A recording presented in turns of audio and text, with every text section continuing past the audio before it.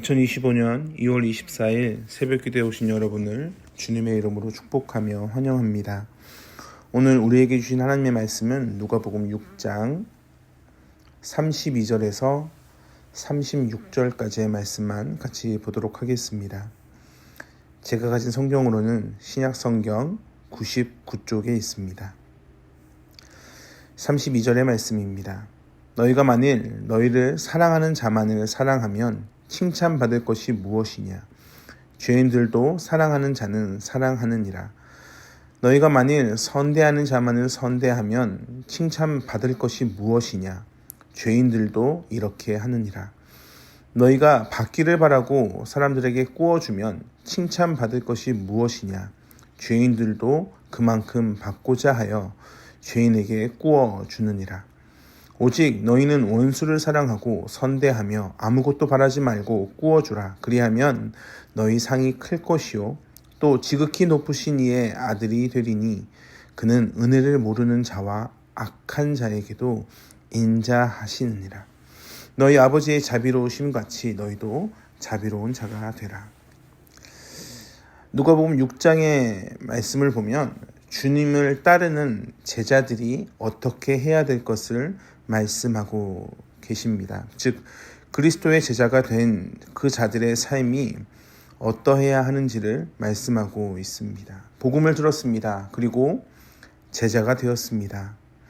근데 제자가 된 것이 중요한 것이 아니라 제자로서 어떻게 사는지가 더 중요합니다. 세상에서 편하고 즐겁게 살기 위해 노력하는 것이 아니라 오직 예배자, 성도로 즉 제자로 살아가는데 그러면 어떻게 살아가야 되는가라는 질문을 줍니다. 어제의 말씀과 연결되어서 오늘 예수님께서 말씀하십니다. 제자의 삶을 말씀하시면서 원수를 사랑하며 너희를 미워하는 자를 선대하다라고 말씀합니다. 도대체 어떻게 원수를 사랑할 수 있을까? 왜냐하면 이 명령이 너무나 지키기에 어려운 명령이기 때문에 그렇습니다. 35절에 보면 오직 너희는 원수를 사랑하고 선대하며 아무것도 바라지 말고 꾸어주라. 아니 내 손에 있는 것도 이미 없는데 나도 넉넉하지 못하는데 그리고 기본적으로 줘도 감사할지도 모르고 그리고 줬다고 해서 행복해하지도 않고 너무나 뻔뻔하게 반응할 그 원수들에게 어떻게 사랑을 주는가 라는 생각이 기본적으로 듭니다. 죄인의 특징은 자신이 죄인이라는 것을 인식하지 못하는 것에 있습니다. 즉 죄인은 자신이 죄인이라는 것을 알지 못합니다. 그것을 알았다면 그들의 태도에 변화가 분명히 생겼을 겁니다. 용서를 구하거나 회개를 했을 겁니다. 그러나 오늘 본문의 죄인은 원수들은 스스로가 죄인이라는 의식을 전혀 하지 못하는 자들을 말합니다. 그들이 너무나 뻔뻔합니다. 죄인임에도 불구하고 뻔뻔합니다. 그런 자를 어떻게 사랑하고 잘해줄 수 있는가? 근데 예수님께서 이것이 너무나 중요하기 때문에 하시는 말씀입니다. 기본적으로 예수님이 우리에게 하시는 말씀은 하나님과 성도와의 관계를 기초로 두고 하시는 말씀임을 우리는 기억해야 됩니다. 32절에 보면 너희가 만일 너희를 사랑하는 자만을 사랑하면 칭찬받을 것이 무엇이냐? 죄인들도 사랑하는 자는 사랑한다. 그렇습니다. 죄인들도 사랑하는 자는 사랑합니다. 그러니 하나님은 이 이상의 것을 우리에게 요구하고 계시는 겁니다. 그리고 그 근거가 하나님과 자녀와의 관계에서 말씀하십니다.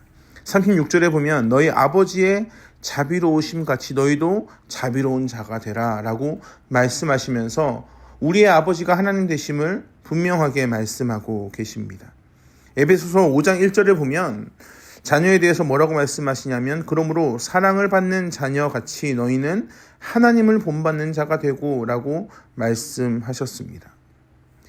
그러니까 아버지를 닮은 자녀가 되라는 말씀입니다.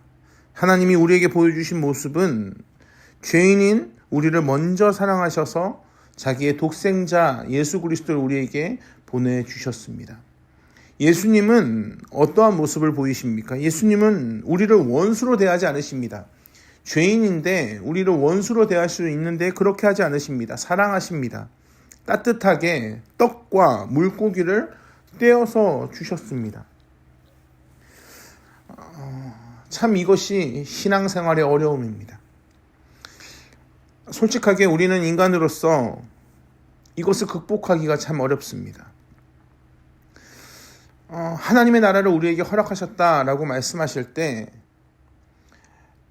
겉으로는 주님 감사합니다 라고 연기할 수 있지만 하나님의 나라도 참 좋지만 그것은 내가 죽고 난 다음에 좋을 것 같고 지금 내가 살아가는 이 현실 가운데에서는 땅에 좀 기름진 복을 누리게 해주시면 안 됩니까? 라는 생각을 하게 됩니다. 하늘의 신령한 은혜 좋은데 땅에 풍성한 은혜를 좀 더 주시면 안 될까? 라는 것이 솔직한 우리의 고백입니다. 여기에서 우리의 고정관념이 있습니다. 우리가 악인들에게 나눠야 할 것이 세상적인 것이 아닌가라는 고정관념입니다. 그것을 먼저 뛰어넘어야 합니다. 우리의 초점이 세상이 원하는 방식으로 세상 사람들에게 사랑을 줘야 된다는 것이 우리 마음의 저변에 깔려 있기 때문에 그렇습니다. 물론 이런 생각이 깔려 있다는 것은 나도 지금 세상적인 것을, 즉 돈과 명예와 무슨 땅의 기름진 복을 원하고 있다는 사실입니다. 하나님이 우리에게 요구하시는 것은 너희는 먼저 그의 나라와 그의 의를 구할 것을 요구하셨습니다. 그 말씀은 먼저 그의 나라와 그의 의를 우리에게 주신다는 말씀입니다. 그리고 세상을 살아가시면서 누릴 모든 것을 허락하셨습니다. 그러면 우리가 받은 것이 무엇인가? 하나님의 나라와 하나님의 의입니다. 그러니까 우리가 나눠야 될 것이 세상적인 것을 뛰어넘어 하나님의 나라와 그의 의를 나눠야 합니다. 죄인을 위해 하나님의 의를 전해야 합니다.